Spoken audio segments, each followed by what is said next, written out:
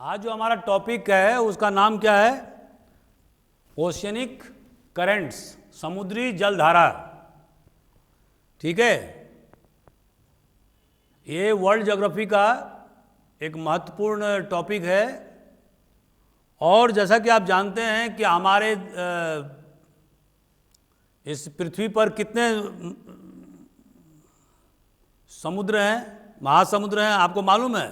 महासागर, आर्कटिक को उत्तरी महासागर भी कहते हैं और दक्षिणी महासागर। ठीक है, तो आज जो हमारा टॉपिक है वो है समुद्री जलधारा। अब दोस्तों, इसका मतलब क्या होता है? इसका मतलब ये होता है कि समुद्र का जो जल है वो हमेशा वो घूमता रहता है, वो it is always on the move, it is constantly on the move. ठीक है, कोई स्टैटिक नहीं होता है। और वो क्यों स्टैटिक नहीं होता उसके बारे में हम बताएंगे अभी। It is constantly on the move. और जिस तरह से आप पृथ्वी पर स्थल पर आप नदियां देखते हैं ना, उसी तरह से समुद्र में भी नदियां बहती हैं। और जो विभिन्न जो जलधाराएं हैं उसके बारे में अभी हम व्याख्या प्रस्तुत करेंगे। तो दोस्तों, ये जो जलधाराएं हैं वो केवल तरंग के रूप में काम नहीं करती है। तरंग तो काम करती है, टाइड्स जो आपको अभी पढ़ाया गया था, ज्वार और भाटा, जो चंद्रमा और सूर्य के गुरुत्वाकर्षण के कारण से 24 घंटे में ज्वार और भाटा समुद्र में देखने को मिलता है, वो तो एक शाश्वत प्रक्रिया है। उसी तरह से हम समुद्र में तरंग उठते भी देखते हैं। लेकिन समुद्र के अंदर नदियां भी बह रही है। और वो नदियां क्यों बह रही है? Because of the differential density of the water. और डेंसिटी ऑफ वाटर क्यों है? Because of two factors. इसको बोलते हैं थर्मोहेलाइन circulation. थर्मोहेलाइन, what does this indicate? थर्मोहेलाइन मतलब पहला है थर्मोहेलाइन में टेम्परेचर, माने तापमान, और दूसरा है हेलाइन मतलब साल्टीनेस। आपको पता होना चाहिए कि समुद्री जल जो है वो साल्ट खारा होता है। तो ये साल्टीनेस प्लस टेम्परेचर, ये दोनों मिलकर क्या करता है? हैवी डेंसिटी का निर्माण करता है। और जो हैवी डेंसिटी का जो निर्माण करता है वाटर का, यही जो है पानी को अस्थिर नहीं रहने देता है समुद्र में। और ये एक कन्वेयर बेल्ट के रूप में काम करने लगता है। कन्वेयर, जैसे आप हवाई अड्डा पर जाते हैं ना, तो कन्वेयर बेल्ट पर आपका सामान मिलता है। उसी तरह से समुद्र में जो है वो हम क्या देखते हैं? Conveyor belt. कन्वेयर बेल्ट का निर्माण होता है। कुछ बेल्ट तो एकदम छोटे होते हैं, कुछ बेल्ट मझोले आकार के हो सकते हैं, मतलब एक समुद्र को दूसरे समुद्र से जोड़ने वाले हो सकते हैं। और कुछ कन्वेयर बेल्ट तो ऐसे होते हैं जो पूरे विश्व को चक्कर, मैंने पूरे महासागर को चक्कर लगाते हैं, और उसमें 10-20 साल लग जाता है। ठीक है, तो वन बाय वन इसके हम विशेषता बताएंगे आपको। दोस्तों, अब हम ये बताना चाहते हैं कि आखिर ये ओशन करंट क्यों होता है? Why? What are the reason behind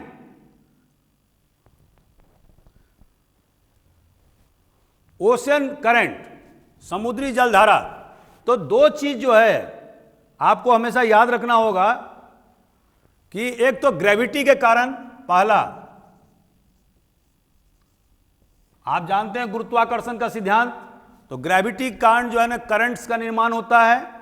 दूसरा अभी मैंने क्या फैक्टर बताया? थर्मोहेलाइन circulation. Because of the heavy density of the water,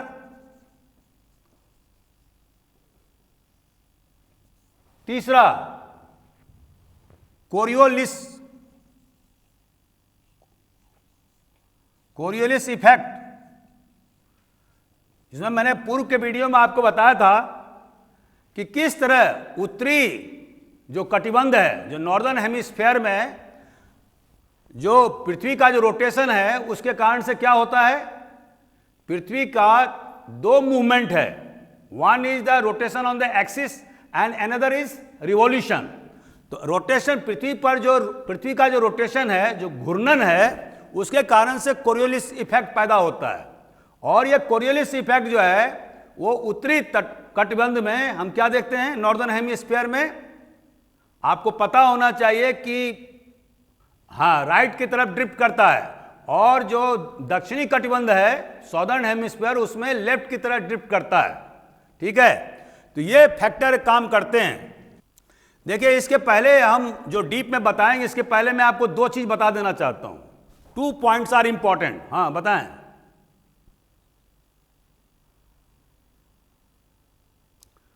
ocean current simple है, जैसे जो समुद्री जो जलधारा है वो हमेशा मूव, आप देखेंगे, आपको मैं अभी इसकी व्याख्या कर देता हूं। देखिए, दो प्रकार का जलधारा होता है।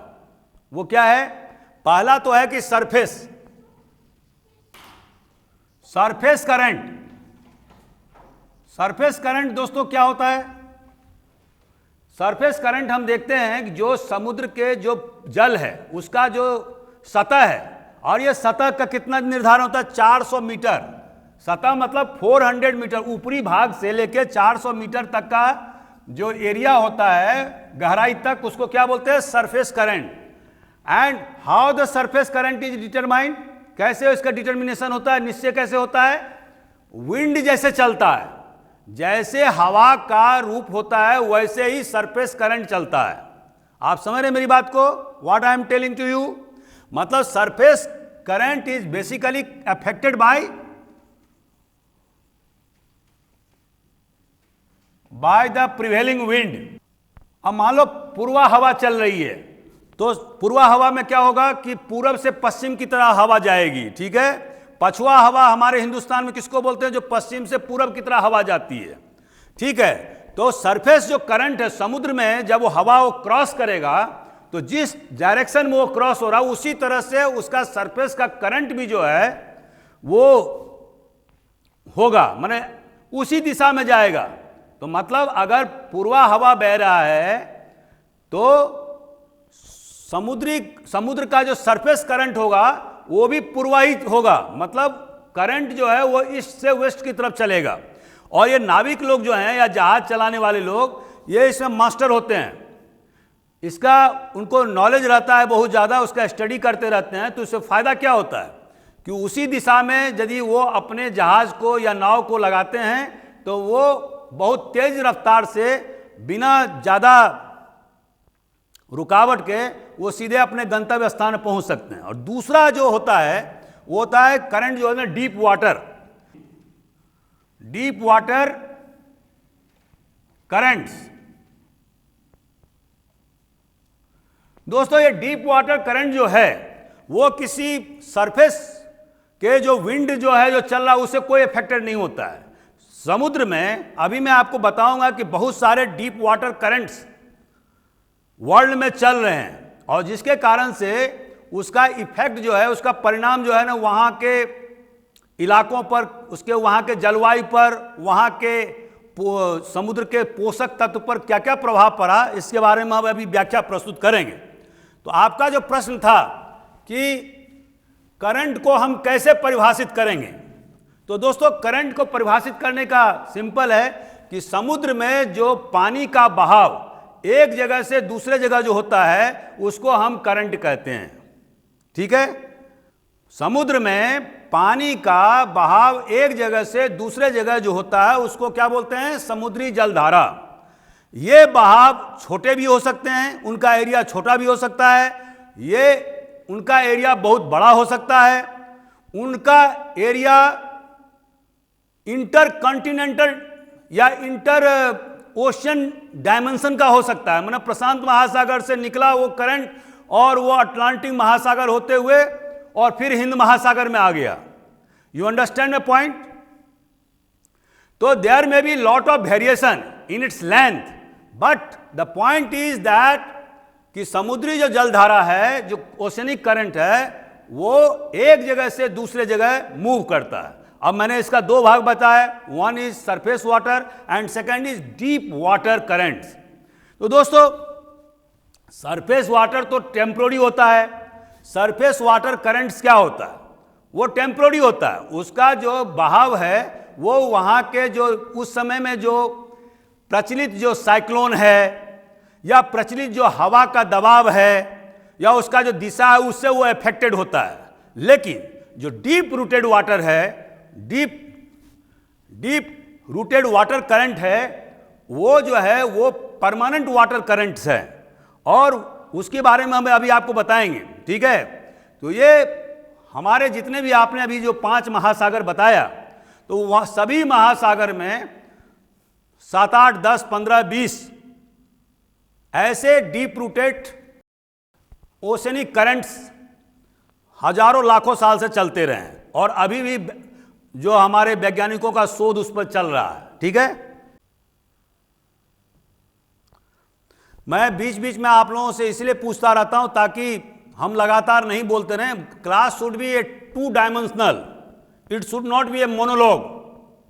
केवल मैं ही बोलता रहूं, आप लोग कुछ ना बोलें तो क्लास में फिर मजा नहीं आता है। बताएं।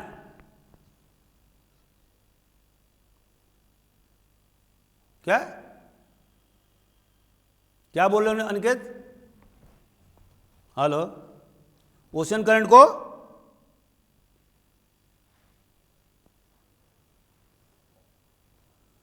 अभी हम आपको बताने जा रहे हैं। आप परेशान मत हो। ठीक है? ठीक है? 2 प्रकार के ओशियन करंट हैं, ये आप हमेशा ध्यान रखिएगा। आपको ये भी पता, एक होता है कोल्ड और दूसरा होता है वार्म। ठीक है? तो इसके बारे में हम आपको बताएंगे, लेकिन सबसे ज्यादा जो है वो वार्म ओशियनिक करंट है, जो परमानेंट ओशियनिक करंट जो डीप वाटर में बह रहे हैं। ठीक है? कोल्ड भी है लेकिन उनकी संख्या कम है। आपका जो प्रश्न का उत्तर था कि सबसे ज्यादा जो है वो किस महासागर में सबसे ज्यादा ओशियनिक करंट है, तो अभी तक जो हमारे पास में डाटा उपलब्ध हैं उसके हिसाब से तो हम देख रहे हैं कि अटलांटिक महासागर जो है वहां पर सबसे ज्यादा हम ओशियनिक करंट देख रहे हैं। उसका रीजन ये है कि जितना अटलांटिक महासागर का व्यापारिक रूप से दोहन हुआ है पिछले 300-400 वर्षों में, उतना ज़्यादा दोहन किसी भी महासागर का नहीं हुआ। आपको पता होना चाहिए कि आज जो हम इतना स्ट्रीम के बारे में या करंट्स के बारे में जानते हैं, वो हमारे वैज्ञानिकों द्वारा, भूगोलवेत्ताओं के द्वारा जो इसके बारे में जानकारी इकट्ठा की गई है, उसके आधार पर हम बोल रहे हैं। ठीक है? तो हो सकता है कि चूंकि प्रशांत महासागर तो बहुत बड़ा महासागर है, अटलांटिक महासागर कम से कम 2 गुना होगा, तो ऐसी स्थिति में हो सकता है, इट मे बी पॉसिबल कि वहां पर करंट की संख्या ज्यादा हो। लेकिन चूंकि अभी हम प्रशांत महासागर का उतना ज्यादा उस पर इतना ज्यादा रिसर्च नहीं हुआ है, क्योंकि आपको पता है कि प्रशांत महासागर में अधिकांश जो एरिया है वो चारों तरफ जो है ना बहुत मतलब एक तरफ तो आप ऑस्ट्रेलिया देख रहे हैं और साउथ पैसिफिक ओशन मतलब वो कैलिफोर्निया के तट से टकराता है, तो उधर उतना ज़्यादा चूँकि रिसर्च नहीं हुए हैं तो हम इसके बारे में उतना नहीं जानते हैं। हालांकि बहुत सारे जो पैसिफिक ओशन के जो करंट्स हैं उसके बारे में हम अभी आपको बताने जा रहे हैं। ठीक है? तो इसका परिभाषा क्या होगा कि एन, आप लोग लिख लीजिए, an ocean current is a continuous, an ocean current is a continuous, लगातार, continuous current, continuous directed movement. Directed मैंने क्यों कहा? क्योंकि ये एक दिशा निर्धारित है, उसी में वो बह रही है। ऐसा नहीं है कि इस साल जो है वो उत्तर से दक्षिण गई और अगले साल जो है दक्षिण से पूरब चली गई, ऐसा नहीं होता। तो इसीलिए इसमें वर्ड लिखा directed movement. Directed movement generated by A number of forces, generated number of forces. अब ये फोर्सेस कौन कौन से हैं आपको मैंने बताया कि जैसे कि फोर्सेज में विंड आएगा, कोरियोलिस इफेक्ट आएगा, मैंने आपको बताया अभी। और तीसरा टेम्परेचर, टेम्परेचर, सैलिनिटी, लवणता जिसको बोलते हो, जिस नमक का ही जो नमक साल्ट होता है ना जी, उसका जो एडजेक्टिव है वो क्या होगा? सैलिनिटी। जैसे लवण हुआ साल्ट, तो सैलिनिटी मतलब लवणता। यस, तो ये सारे फैक्टर मिलकर के क्या है? ओशियन करंट का निर्माण करते हैं। और ocean currents are primary horizontal water movement.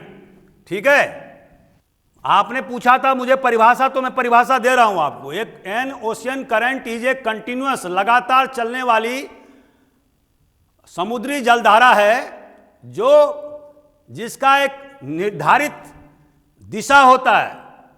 निर्धारित दिशा में वो मूवमेंट करता है, माने प्रवाह करता है। एंड इट इज कंडीशनड, मतलब वो प्रवाह क्यों करता है? क्योंकि because of certain factors, certain forces acting upon it. कौन कौन से फोर्सेज हैं इस पर? पहला विंड माना हवा का, दूसरा कोरियोलिस इफेक्ट, तीसरा टेम्परेचर, चौथा सैलिनिटी। और बहुत सारे फैक्टर हैं, लेकिन मैं उतना ही बात कर रहा हूं। तो दोस्तों, ocean currents are primary horizontal water movement, यह चीज आपको लिखना है। It is primarily horizontal water movement. Aniket, इसका मतलब क्या हुआ बताओ?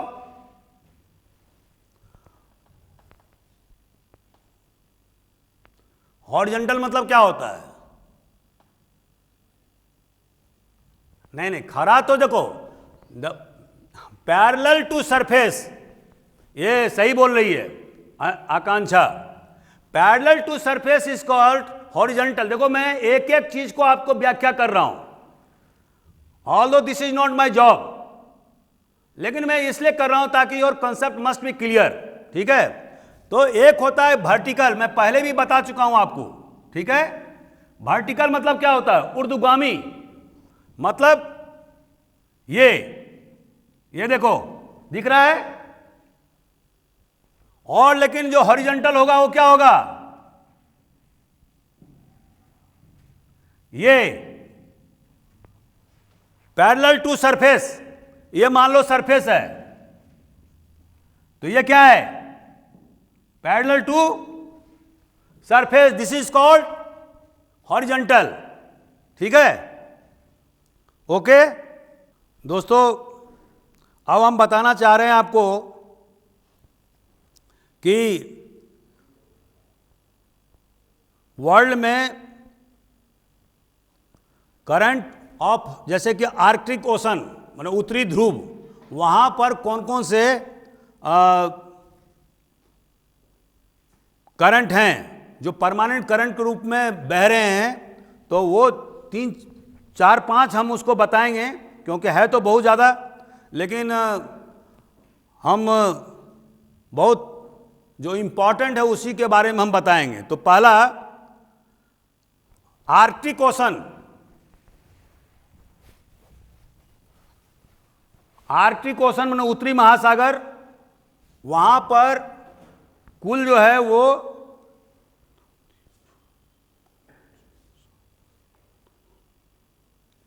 करीब 10-12 महत्वपूर्ण जो है ना जलधारा बह रही है, परमानेंट जलधारा बह रही है, जिसमें सबसे ज्यादा जो महत्वपूर्ण है वो है लेब्राडोर करंट। और ये क्या है, लेब्राडोर क्या है, ये कोल्ड करंट है।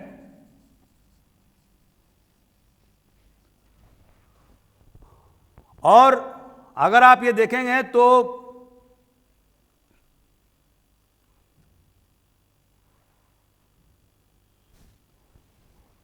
अगर आपको यहां पर ये लेब्राडोर करंट मिलेगा ग्रीनलैंड के पास में, जहां पर कि उत्तरी ध्रुव है, ठीक है, तो यहां पर जो है वो आपको लेब्राडोर करंट मिलेगा।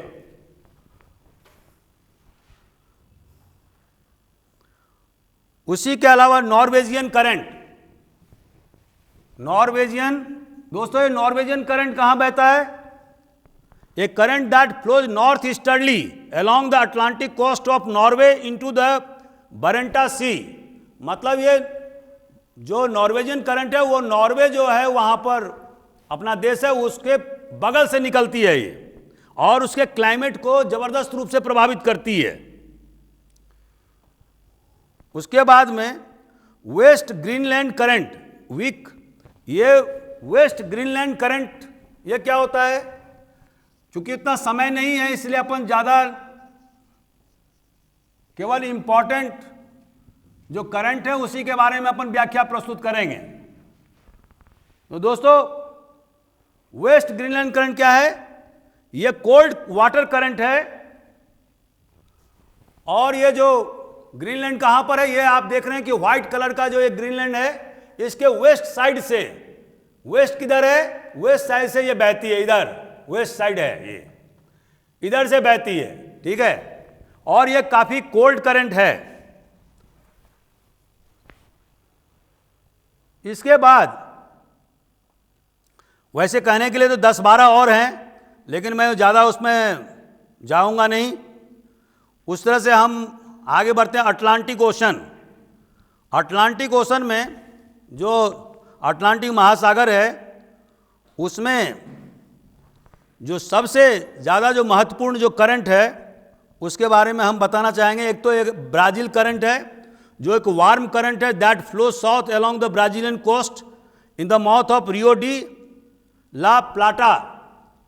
और दूसरा है Caribbean current, a warm ocean current that flows north westward through the Caribbean from the east along the coast of South America into the Gulf of Mexico.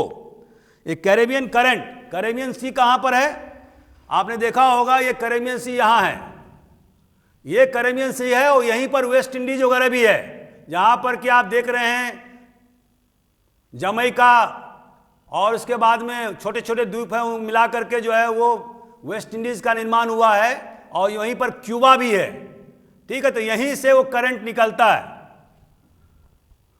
जो ब्राजील को, जो कि चूंकि आप ये जो पीला वाला भाग आप देख रहे हैं वो लैटिन अमेरिका में सबसे बड़ा देश कौन सा है, ब्राजील। तो ये ब्राजील जो है ये पीला वाला भाग इसके साइड साइड से होकर के इसको बहुत ज्यादा प्रभावित करता है।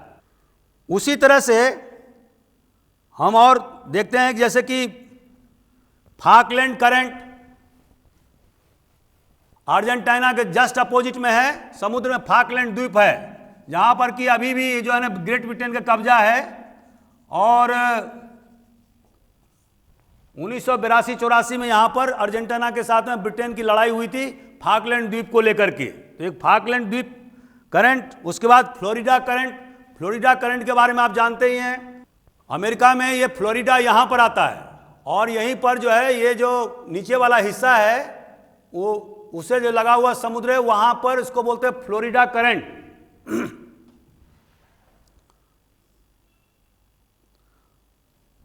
और दोस्तों सबसे जो इंपॉर्टेंट जो करंट है वो है गल्फ स्ट्रीम, एक वार्म स्विफ्ट, इसको याद रखिएगा, ये एग्जाम में अक्सर पूछता रहता है गल्फ स्ट्रीम के बारे में। गल्फ स्ट्रीम,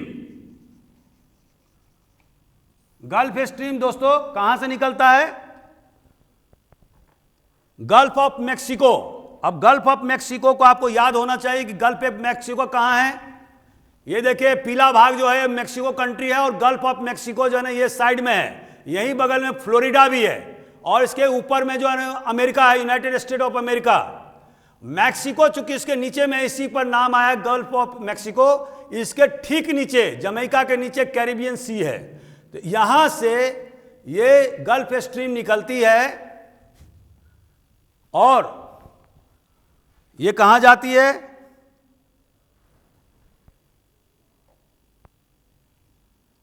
ये पूर्वी तट को छूते हुए, माने अमेरिका के पूर्वी तट को छूते हुए ये अटलांटिक महासागर को क्रॉस करती है। ठीक है, तो इसके 3 ब्रांचेज हैं, गल्फ स्ट्रीम के 3 ब्रांचेज हैं, ये याद रखने की चीज है। पहला है फ्लोरिडा करंट,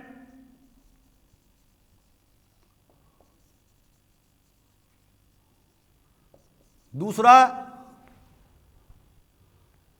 गल्फ स्ट्रीम और तीसरा नॉर्थ अटलांटिक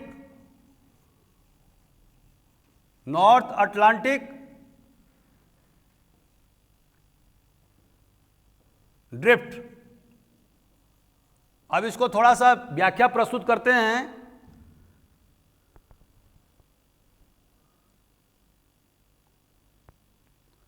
इसमें ज़्यादा डीप में जाने की जरूरत नहीं है, इतना याद रखना है कि नॉर्थ अटलांटिक ड्रिफ्ट जो मैंने तीसरा जो कहा वो पुनः 2 भाग में विभाजित होती है और पहला जो है एक जो है नॉर्वेजियन सी की तरफ जाता है और दूसरा मेडिटेरियन सी नियर जिब्राल्टर। मतलब आप देखिए इसका जो मैंने बताया ये होते हुए ये सीधे जो है नॉर्वेजियन जो है इधर यूं ऐसे करके जाता है और दूसरा जो है वो यूं करके जो जिब्राल्टर है, बे ऑफ जिब्राल्टर, मेडिटेरियन सी में घुसता है।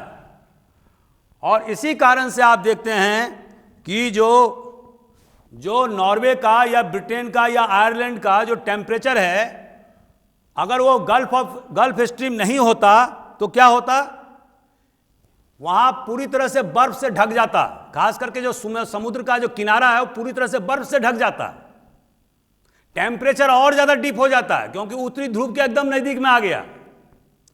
लेकिन गल्फ स्ट्रीम चूंकि वार्म करंट है, चूंकि उसमें वार्म मतलब गर्म करंट बहती है, तो उसने क्या किया, टेम्परेचर को स्टेबल कर दिया है और वो बर्फ नहीं बनने देता है, माना आइस फॉर्मेशन नहीं हो पाता है।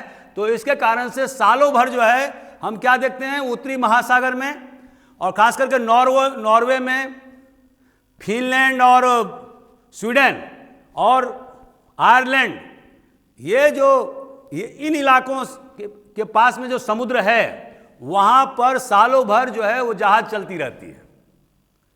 ये इसका इंपॉर्टेंस है। और दूसरा हिस्सा मैंने कहा कि वो मेडिटेरियन सी में जिब्राल्टर होते हुए आ जाती है।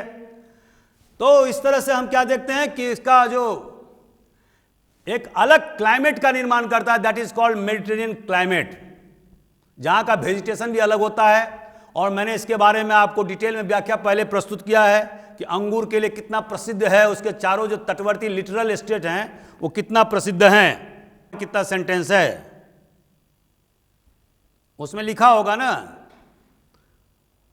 आपको यह लिखना है कि गल्फ स्ट्रीम जो है वो गल्फ ऑफ मैक्सिको से निकलती है। उसके 3 हिस्से हैं, फ्लोरिडा करंट, दूसरा मेन हिस्सा गल्फ स्ट्रीम और तीसरा northern Atlantic current. Northern Atlantic current जो है वो 2 भाग में विभाजित हो जाती है। पहला जो है वो नॉर्वेजियन सी की तरफ जाती है और दूसरा जो है वो साउथ आइसलैंड की तरफ जाती है। ठीक है, जो आइसलैंड है। और जो ईस्टर्न ब्रांच है, दूसरा जो ब्रांच है वो कहाँ जाती है, मेडिटेरियन सी जाती है, बे ऑफ जिब्राल्टर के से घुस जाती है वो। ठीक है, इतना लिख दोगे तो काफ़ी है। और आपको ये भी लिखना होगा कि चूंकि ये वार्म करंट है तो इसके कारण से जो उत्तरी सागर है, खास करके जो आयरलैंड और नॉर्वे, स्वीडन, फिनलैंड, ये जो इलाके हैं, यहाँ इन इलाकों से जो लगा हुआ जो समुद्र है, ब्रिटेन, ये इनके पानी को वो जमने नहीं देता है और वहां के इलाके को टेम्परेचर को मेंटेन रखता है। ठीक है, कोल्ड करंट में महत्वपूर्ण जो कोल्ड करंट है उसके बारे में लिख लो। एक तो है कैलिफोर्निया करंट जो मैक्सिको के पास से निकलती है, दूसरा है पेरू करंट। कोल्ड करंट में 4-5 कोल्ड करंट के बारे में लिख लो। अब चूंकि समय नहीं है, पहला कैलिफोर्निया कोल्ड करंट,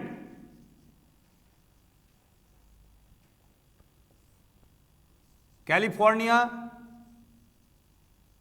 दूसरा पेरू। अच्छा, ये पेरू कहां है? आप लोग पता है पेरू कहां है? साउथ अफ्रीका में नहीं, साउथ अमेरिका में। ये देखिए, दिस इज कॉल्ड पेरू। ये जो है वो कौन सा कलर होगा? ये कलर अलग है। इसको यहां पर जो इसका जो इसके बगल में जो समुद्र है ना, उसको बोलते हैं बे ऑफ पेरू, इसकी खाड़ी। ये अलग आपको देश दिखेगा, ये छोटा सा देश है। और एक बात और मैं आज बता दूं, एल नीनो जिसके कारण से हमारा मानसून डिस्टर्ब होता है, वो एल नीनो जो है वो इस गल्फ ऑफ पेरू से ही होता है। ये ध्यान में रखिएगा, यहीं से निकलता है। दूसरा, जो पेरू से ये जो कोल्ड करंट निकलता है पेरू के खाड़ी से, उसके कारण से हम क्या देखते हैं, चूंकि ये जो है ट्रॉपिकल क्लाइमेट है यहां पर, लेकिन बिकॉज ऑफ दिस करंट, चूंकि वो कोल्ड करंट है, तो इसके कारण से क्या हो रहा है, यहां के टेम्परेचर को वो बहुत ज्यादा अनुकूल बना देता है, मतलब टेम्परेट बना देता है। अंडरस्टैंड माय पॉइंट दोस्तों? इसके अलावा हमारे हिंद महासागर में 4-5 महत्वपूर्ण करंट हैं, उसके बारे में आप याद रखिए। पहला तो है north east monsoon. North east monsoon current ये बंगाल की खाड़ी से ओरिजिनेट करता है और अरबियन सी तक जाता है। दूसरा है Indian current, Indian counter current. ये जो है वो जंजीबार से लेकर के सुमात्रा तक जाता है। जंजीबार को आप जानते होंगे, तंजानिया का पार्ट है जंजीबार, जो हिंद महासागर में ही है, एक द्वीप है बहुत बड़ा। और तीसरा है साउथ वेस्ट मानसून करंट। इसके बारे में तो आप सबको मालूम है, इसी के कारण से हमारे देश के पूरा क्लाइमेट प्रभावित होता है। चौथा है इंडियन इक्वेटोरियल करंट। ठीक है, ये ऑस्ट्रेलिया से लेकर अफ्रीका से तक जाती है और बीच में मेडागास्कर, जो हिंद महासागर में ही है, मेडागास्कर एक बहुत बड़ा द्वीप है, ये इसको प्रभावित करता है। ठीक है, और एक है Mozambique current. It is part of Indian equatorial, तो इसको भी याद रखिए। और वेस्ट विंड ड्रिफ्ट, ये 40 डिग्री नॉर्थ लैटिट्यूड पर स्थित है और इसको रोरिंग फोर्टीज भी कहा जाता है।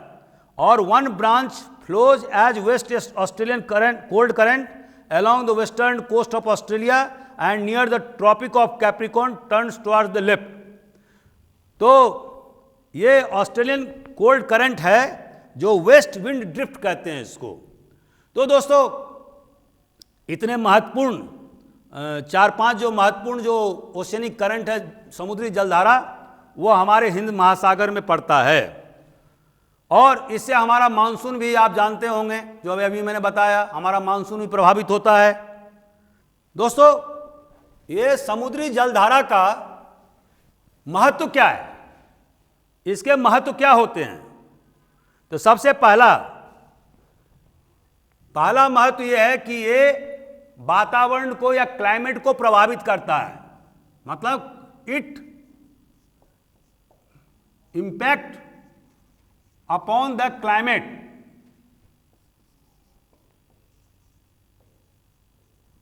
Climate of the area where it blows। जहां से बहती है वहां के इलाकों के क्लाइमेट को प्रभावित करती है, जैसे मैंने आपको अभी बहुत सारे उदाहरण प्रस्तुत किए। ठीक है।